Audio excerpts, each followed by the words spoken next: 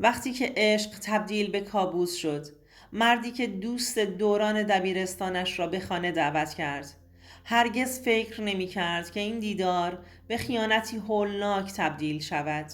به کانال سایه های خیانت خوش اومدید. ما در اینجا سرگذشت واقعی افراد رو روایت می کنیم.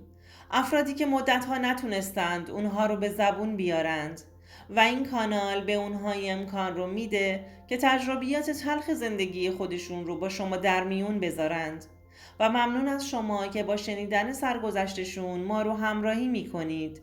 شراره هستم. 3 بچه بودیم. یه خواهر و یه برادر بزرگتر از خودم داشتم. مامانم رو از بچگی از دست دادیم و با پدرمون زندگی می کردیم. بابام همیشه می گفت هر کدومتون بختتون بلند شد میتونید ازدواج کنید. تو خونه ما اولویت بندی توی ازدواج وجود نداره. من درس خوندن رو دوست داشتم و دلم میخواست هر بار مدرک‌های بالاتری رو دریافت کنم. وقتی که رشته روانشناسی که خیلی بهش علاقه‌مند بودم رو قبول شدم، با شوق برای ثبت نام دانشگاهم اقدام کردم.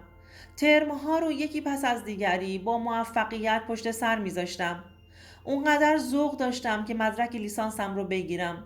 یه روز که با یکی از دوستام از دانشگاه تعطیل شده بودیم و سمت خونه راهی شدیم، وسط راه پسرعمه دوستم رو دیدیم. اونم با دوستاش بود. وقتی نگین رو دید اومد جلو احوال پرسی کرد. من که یه مقدار خجالت کشیده بودم عقب‌تر موندم که شاید صحبتی اگر دارند با هم انجام بدن. اسم پسرعمش فرید بود. فرید همون لحظه تو نگاه اول از من خوشش اومد و به نگین گفت که چه دوست خوشگلی داری و چند تا شوخی هم با نگین کرد و خلاصه از هم خدافزی کردیم و به راه خودمون ادامه دادیم. فرید از همون شب اول مدام از نگین شمارمو میخواست. بهش میگفت که از من خوشش اومده و دلش میخواد که با هم دوست بشیم. دیگه از فردای اون روز مدام موقع تعطیل شدن میومد جلوی دانشگاه و تا منو همراه نگین ببینه، تا اینکه منم ازش خوشم اومده بود. هر کاری میکرد که من رو بخندونه. مسخره بازی در می آورد. گاهی اوقات یهویی میزد زیر آواز و خوندن. خلاصه این پسر هر کاری که از دستش برمی اومد انجام میداد که من بهش علاقه‌مند شم. راستش منم بهش علاقه‌مند شده بودم ولی زیاد به روی نگین نمی آوردم. دلم نمیخواست نگین به گوش فرید برسونه که منم بهش وابسته شدم، تا اینکه یه روز خود نگین از رفتارام متوجه شد و به فرید خبر داد و بهش گفت که فکر کنم شراره هم بهت وابسته شده. فرید هر روز یه گل رز می گرفت با خودش می آورد دم دانشگاه و می گفت به جون خودم هر روز برات گل می خرم تا جواب مثبت رو ازت بگیرم. به خاطر کاراش خندم می گرفت تا اینکه خلاصه تونست با همین جور کاراش جواب مثبت رو ازم بگیره و در نهایت با هم دوست شدیم. هر روز به هم زنگ میزد و پیام میداد و میگفت که همو بیرون ببینیم.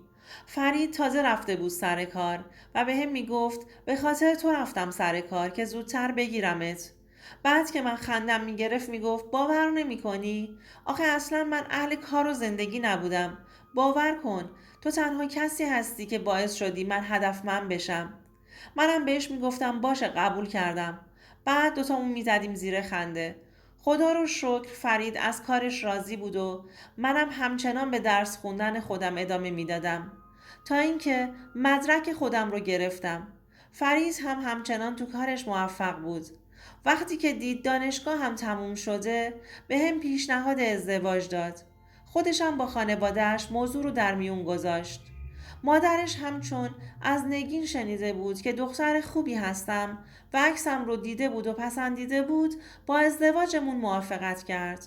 خلاصه این که با مادرم قرارهاشون رو گذاشتن و به خواستگاریم اومدند و با موافقت 2 خانواده عقدمون هم جاری شد. من فریز رو خیلی دوست داشتم و اونم سعی میکرد تمام لحظاتی که کنار من هستش خنده رو لبهام بنشونه. ما روزها کنار هم شاد و خوشحال بودیم تا اینکه یه روز فرید رفته بود کلینیک دندون پزشکی تا یکی از دندوناش رو عصب کشی کنه. همونجا دوست دوران دبیرستانش رو میبینه که دندون پزشک شده بود. وقتی که همو میبینن کلی خوشحال میشن. فرید وقتی که برگشت برام تعریف کرد که اتاق پزشک ها فرق می کرد و فرید بیمار اتاق بغلی بود.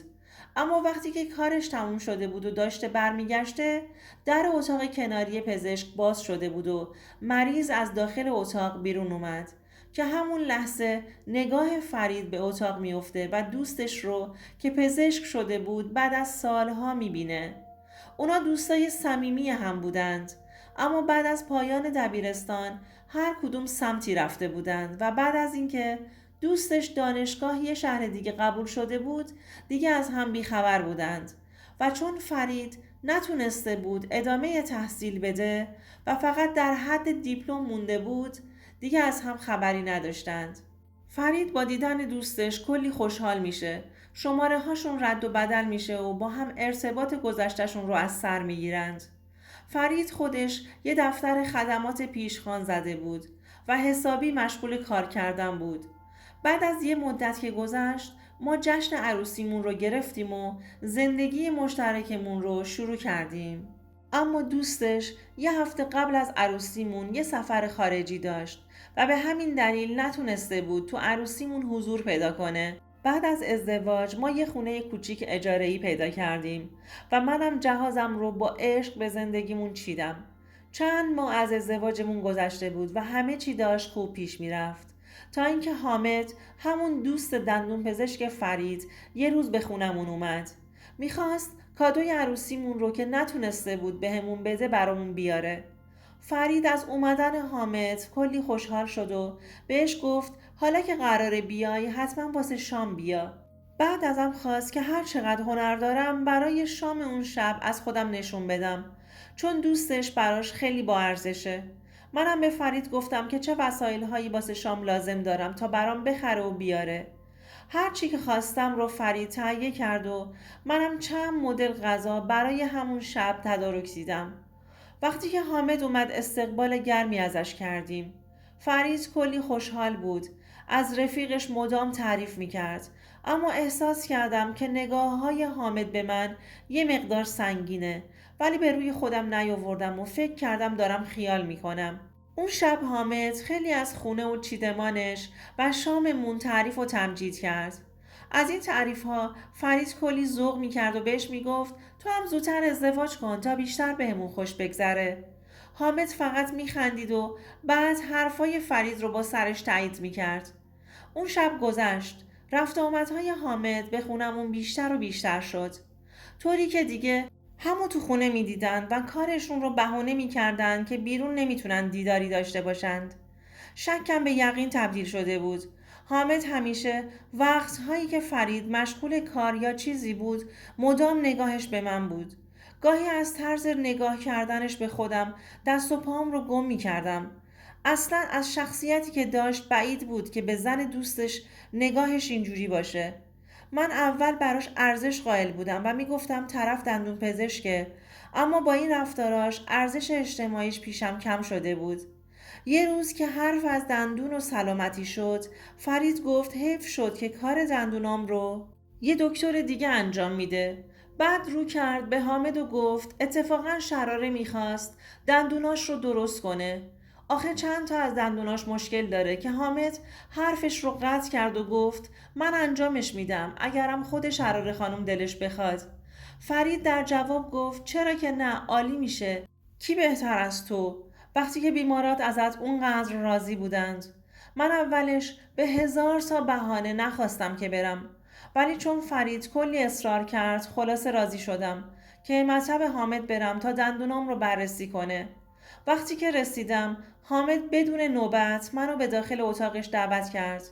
منم خیلی سنگین وارد شدم و روی اون صندلی نشستم. حامد تا نشست کنارم حالمو پرسید و گفت خیلی خوشگلی، خوش به حال فرید که تو رو داره.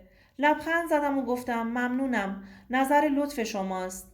بهم گفت راحت بشیم و سرت رو تکیه بده. بعد بهم نزدیکتر شد و گفت از روزی که دیدمت خواب به چشام نیومده. اولین زنی هستی که اینجوری جادوم کردی. زبونم قفل کرده بود، نمیدونستم چی جوابشو بدم. بهم گفت تو با فرید خوشبخت نمیشی، ولی من دنیا رو به پات میریزم. فرید ارزش زن رو متوجه نمیشه. اون فقط دنبال مسخره بازیاشه، اما تو ملکه زندگی من میشی. اینو بهت قول میدم. شوکه شده بودم. همون جوری که داشت آمپول بی‌حسی به دندونام میزد، این حرف ها رو بهم میگفت. دلم میخواست از سر جام بلند شم، اما داشتم بی‌حسی میگرفتم. دوباره بهم گفت یه بار مال من شو، ببین برات چیکار میکنم. از زندگیت هنوز چیزی نگذشته. زودتر ازش طلاق بگیر و زن من شو. حالم داشت به هم میخورد.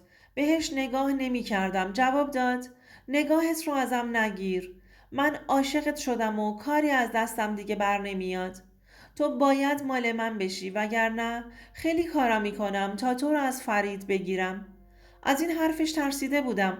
من شوهرم رو دوست داشتم و دلم نمیخواست از دستش بدم. اصلا به خاطر همون شوخ طبع بودنش بود که زنش شده بودم. دلم میخواست دندونام زودتر تموم بشه. وقتی بی‌حسی گرفتم گفت چند لحظه بعد شروع میکنم. دیگه دلم نمیخواست بمونم اما مجبور بودم.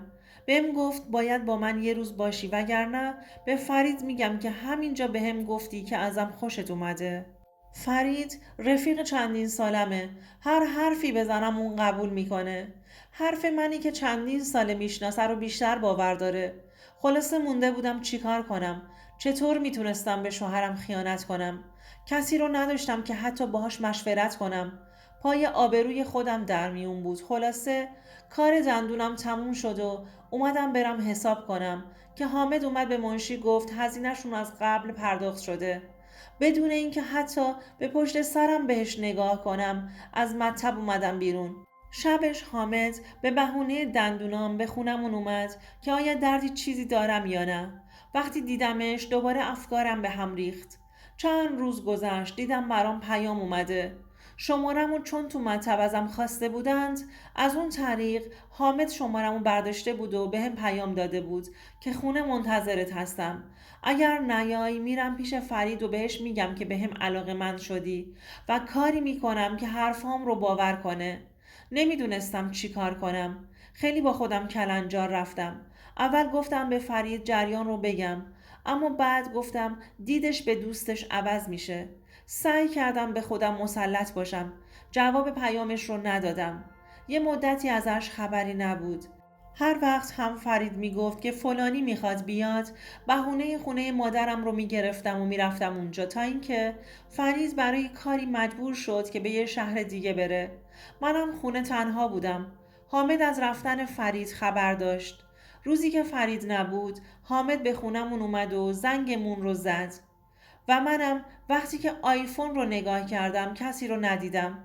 وقتی پرسیدم که کیه خودش رو اداره گاز معرفی کرد و منم بدون اینکه اصلا فکر کنم در ورودی رو باز کردم. وقتی که زنگ در واحد رو زد فکر کردم که سوالی داره. در رو باز کردم و با دیدن حامد شوکه شدم. حامد خودش رو به سرعت برق به داخل کشید و بهم گفت که جیغ نکشم. بهم گفت ببین با من چی کار کردی که مجبور شدم به این شکل بیام خونت. واقعا انقدر ازم بدت میاد؟ جواب دادم نمیبینی متأهلم؟ حالیت نمیشه؟ من زن دوستت هستم. گفت میدونم و دیگه نمیتونم جلوی خودم رو بگیرم. بذار یه بار کنارت باشم، شاید آروم شدم. خلاصه هر جوری بود نقشه خودش رو اجرایی کرد. گریم گرفته بود که نمیتونستم از دستش فرار کنم.